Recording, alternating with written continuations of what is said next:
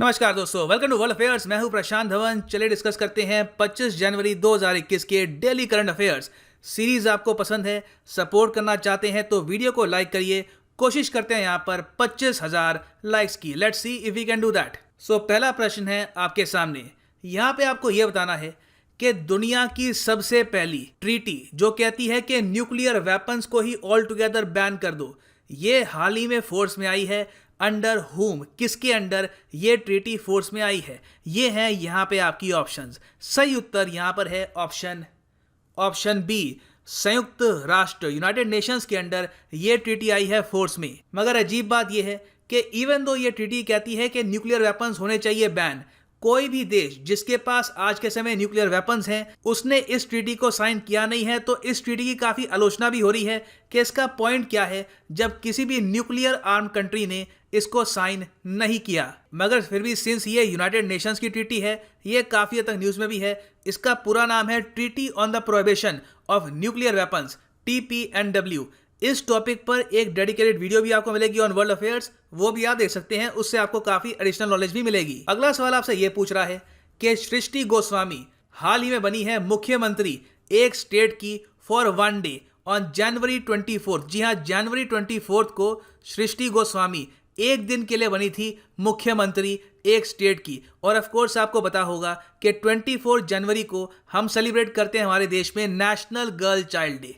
तो आपको बताना है कि किस स्टेट की एक दिन की सीएम बनी थी सृष्टि गोस्वामी। सही उत्तर यहाँ पे है ऑप्शन सी, उत्तराखंड। जी हाँ, उत्तराखंड। यहाँ पे आप अगर देखेंगे ये है सृष्टि गोस्वामी। ये 20 साल की स्टूडेंट है फ्रॉम हरिद्वार। इनको बनाया गया उत्तराखंड का वन डे चीफ मिनिस्टर। ये ऑफ कोर्स किया गया था नेशनल गर्ल चाइल्ड डे को प्रमोट करने के लिए। और यहाँ पे आप देख पाएंगे ये यहाँ पे है उत्तराखंड। उत्तराखंड की है दो कैपिटल्स, समर कैपिटल है गैरसैंण, विंटर कैपिटल है देहरादून। गवर्नर है यहाँ पर बेबी रानी मौर्य। और उत्तराखंड का फाउंडेशन डे कब है? उत्तराखंड का फाउंडेशन डे है 9 नवंबर को। आगे बढ़ते हैं अगले प्रश्न की तरफ। तो अब उत्तराखंड के फाउंडेशन डे से आपको अब बताना है कि उत्तर प्रदेश का फाउंडेशन डे हम कब सेलिब्रेट करते हैं हर साल। यहाँ पे है आपकी ऑप्शंस। सही उत्तर यहाँ पे है ऑप्शन बी, 24 जनवरी। जी हाँ, 24 जनवरी को था उत्तर प्रदेश का फाउंडेशन डे। और यहाँ पे आप देखेंगे नरेंद्र मोदी जी ने भी ट्वीट किया इसको लेकर। उत्तर प्रदेश के स्थापना दिवस पर राज्य के सभी लोगों को हार्दिक शुभकामनाएं। त्याग, तप, परंपरा और संस्कृति की पावन भूमि रहा यह राज्य आज भी आत्मनिर्भर भारत के निर्माण में महत्वपूर्ण भूमिका निभा रहा है। तो बिल्कुल इंडिया की बहुत ही इंपॉर्टेंट स्टेट है यूपी। और थीम है यहाँ पर उत्तर प्रदेश दिवस का इस बार self reliant Uttar Pradesh, women, youth, farmers, development for all, honour for all. और याद रखिएगा आबादी के हिसाब से उत्तर प्रदेश भारत की सबसे ज़्यादा आबादी वाली स्टेट है। और इसको क्रिएट किया गया था 1934 में as the United Provinces of Agra Oudh during British Empire. और इसको रीनेम किया गया था उत्तर प्रदेश 1950 में। और राजधानी है यूपी की लखनऊ। गवर्नर है यहाँ पर आनंदीबेन पटेल। सो आगे बढ़ते हैं अगले प्रश्न की तरफ। बहुत अच्छा सवाल है। भारत का पहला गैस टू एथेनॉल, जी हाँ, गैस टू एथेनॉल प्लांट ये सेटअप किया जाएगा इनमें से किस स्टेट में? यहाँ पे ये रही आपकी ऑप्शंस। सही उत्तर यहाँ पर है ऑप्शन सी, महाराष्ट्र। जी हाँ, महाराष्ट्र में यहाँ पर सेल का प्लान है, स्टील अथॉरिटी ऑफ इंडिया का प्लान है कि ये सेटअप करेंगे देश का पहला, countries first gas to ethanol plant. Cost आएगी इस प्रोजेक्ट की अराउंड 400 करोड़ रुपए। और इसको सरकार फंड करेगी under the national policy on biofuels 2018। और महाराष्ट्र में भी ये कहां पर सेटअप करेंगे इस प्लांट को? चंद्रपुर में। ठीक है, चंद्रपुर इन महाराष्ट्र। सो आगे बढ़ते हैं अगले प्रश्न की तरफ। अगला प्रश्न आपसे पूछ रहा है कि प्रधानमंत्री इंटरैक्ट करेंगे प्रधानमंत्री राष्ट्रीय बाल पुरस्कार अवॉर्डीज के साथ आज, मतलब कि 25 जनवरी 2021 को। ये जो अवार्ड्स हैं प्रधानमंत्री राष्ट्रीय बाल पुरस्कार, ये कब इंस्टीट्यूट किए गए थे, कब से इन अवार्ड्स की शुरुआत हुई थी? तो ये रही यहाँ पे आपकी ऑप्शंस।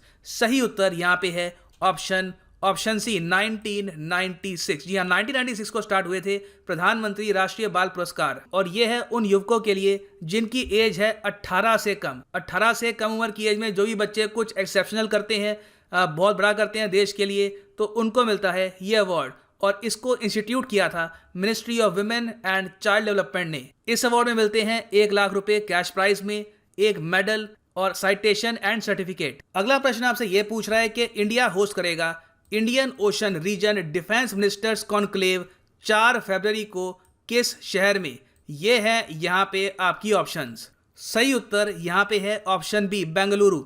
आपने एरो इंडिया के बारे में सुना होगा, एरो इंडिया एक्सपो। इसके बारे में मैं क्वेश्चन पहले भी पूछ चुका हूँ आपसे। तो जब एरो इंडिया होगा ना, उसी के साथ होगा ये Indian Ocean region defence ministers conclave. और इस कॉन्क्लेव में मेन फोकस होने वाला है चाइना के बढ़ते प्रभाव में in the Indian Ocean reason.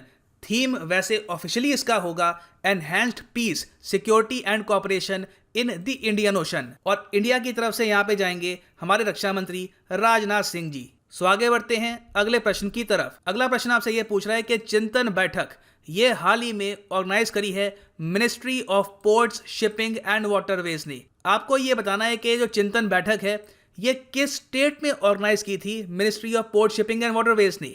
ये हैं यहाँ पे आपकी ऑप्शंस। सही उत्तर यहाँ पे है ऑप्शन ए, गुजरात। जी हाँ, गुजरात में हुई है हाल ही में, बहुत ही इंपॉर्टेंट ये बैठक। और इसमें बात की गई है कि किस तरीके से हम मैरीटाइम विजन 2030 के अंडर और ज़रा प्रमोट कर सकते हैं वाटरवेज को, हमारे ट्रांसपोर्ट को, पोर्ट्स को कैसे अपग्रेड कर सकते हैं, शिपिंग में हम क्या क्या चीज़ें ऐड कर सकते हैं, क्या क्या नए कोस्टल रूट्स हो सकते हैं। तो इस सब के बारे में यहाँ पे बात करी गई है। ये 3 दिन की थी चिंतन बैठक और ये हुई थी जनवरी 21 से लेकर जनवरी 23 तक in the tent city of Dhordo in Kutch, Gujarat. और बाय द वे ये जो मिनिस्ट्री है, ministry of port, shipping and waterways, यहाँ पर मिनिस्टर कौन है? अगर आपका आंसर यहाँ पे नितिन गडकरी है तो आप बिल्कुल गलत हैं। सही उत्तर यहाँ पे है मनसुख एल मांडविया। सो आगे बढ़ते हैं अगले प्रश्न की तरफ। यहाँ पे आपसे पूछा जा रहा है कि हाल ही में किसे सेलेक्ट किया गया है सुभाष चंद्र बोस आपदा प्रबंधन पुरस्कार 2021 के लिए इन द इंडिविजुअल कैटेगरी। ये अवार्ड बहुत सी कैटेगरी में मिलते हैं, तो इंडिविजुअल कैटेगरी में ये अवार्ड हाल ही में किसको मिला है? सही उत्तर यहाँ पे है ऑप्शन डी, राजेंद्र कुमार भंडारी। सुभाष चंद्र बोस का जो पूरा टॉपिक है बहुत ज़्यादा न्यूज़ में रहा है, तो मैंने काफ़ी क्वेश्चंस बनाए हैं इनसे रिलेटेड, सारे मेमोराइज कर लेना, किसी एग्जाम में कब आ जाए यू नेवर नो। तो राजेंद्र कुमार भंडारी को ये अवार्ड मिला है क्योंकि इन्होंने सेल्फलेस कंट्रीब्यूशन किया है डिजास्टर मैनेजमेंट की फील्ड में। जो ये अवार्ड है बेसिकली नाम से पता लग रहा है, जो डिजास्टर मैनेजमेंट है, जो वहां पे अच्छा काम करते हैं उनको दिया जाता है ये अवार्ड। राजेंद्र कुमार भंडारी ने अपने आप में फाउंडेशन ले करी है on scientific studies on Jio hazard, कि किस तरीके से जियो हैजर्ड होते हैं, कैसे लोगों की जानें हम बचा सकते हैं। तो इनकी जो साइंटिफिक स्टडी है उसकी वजह से इन द फ्यूचर हम कई जानें बचा पाएंगे। और इस अवार्ड में एक कैश प्राइज होता है 51 लाख रुपीज़ का और एक होता है सर्टिफिकेट। और देखो ये अवार्ड 2 कैटेगरीज में मिलता है। इंडिविजुअल मैंने आपको बता दिया, ये मिला भंडारी साहब को। उसके अलावा एक इंस्टीट्यूशन को भी अवार्ड मिलता है। तो इंस्टीट्यूशन वाली कैटेगरी में विनर है इस बार sustainable environment and ecological development society, इसका एक्रोनिम है सीड्स। इनको मिला है ये अवार्ड। और इसमें प्राइस क्या होता है? अगर एक इंस्टीट्यूशन को अवार्ड ये मिलता है तो उनको मिलते हैं 51 लाख रुपीज़। अगर एक इंडिविजुअल को ये अवार्ड मिलता है तो उन्हें मिलेंगे 5 लाख रुपए। तो याद रखिएगा, वेरी इंपॉर्टेंट, सुभाष चंद्र बोस आपदा प्रबंधन पुरस्कार 2021। अगला प्रश्न आपसे यह पूछ रहा है कि भारत में पहली बार प्रेजेंट किया जाएगा पेपरलेस यूनियन बजट। जी हाँ, पहली बार है इतिहास में, और यह अपने आप में हिस्टोरिक है कि पेपरलेस बजट होगा इस बार 2021 में। और ऑफ कोर्स ये बजट प्रेजेंट किया जाएगा फरवरी 1 को।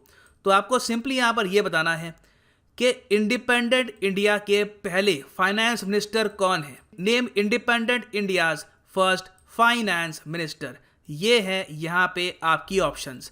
सही उत्तर यहाँ पे है ऑप्शन ए, शनमुखम चेट्टी। इन्होंने प्रेजेंट किया था भारत का पहला बजट ऑन 26 नवंबर 1947। अब सोच कर देखिए, 1947 से लेकर 2021 में हम आ चुके हैं, कई हिस्टोरिकल बजट्स आए और अब यह बजट पहली बार हो चुका है पेपरलेस। और यह भी याद रखिएगा कि भारत के संविधान में जो यूनियन बजट ऑफ इंडिया होता है इसको रेफर किया जाता है एज एनुअल फाइनेंशियल स्टेटमेंट, और यह आपको मिलेगा इन द इंडियन कॉन्स्टिट्यूशन आर्टिकल 112।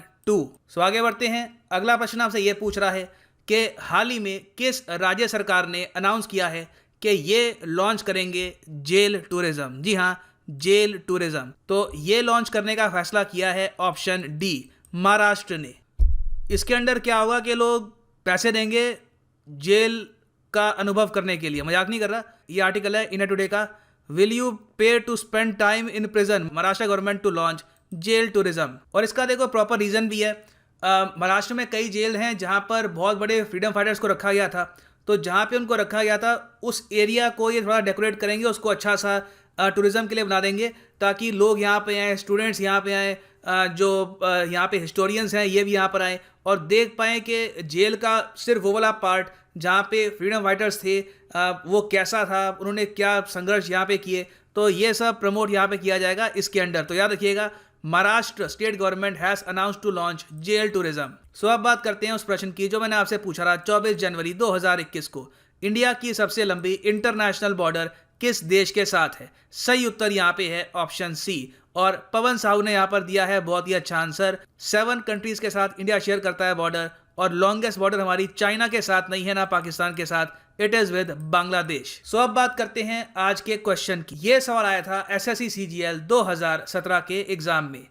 समझौता एक्सप्रेस के बारे में आपने कई बार सुना होगा, बॉम्ब ब्लास्ट भी यहाँ पे हुआ था अनफॉर्चुनेटली एक टाइम पर। आपको सिंपली ये बताना है कि समझौता एक्सप्रेस जो इंडिया से पाकिस्तान के बीच में रन करती है, ये दिल्ली से लेकर पाकिस्तान के किस शहर तक जाती है? बहुत ही इंपॉर्टेंट है।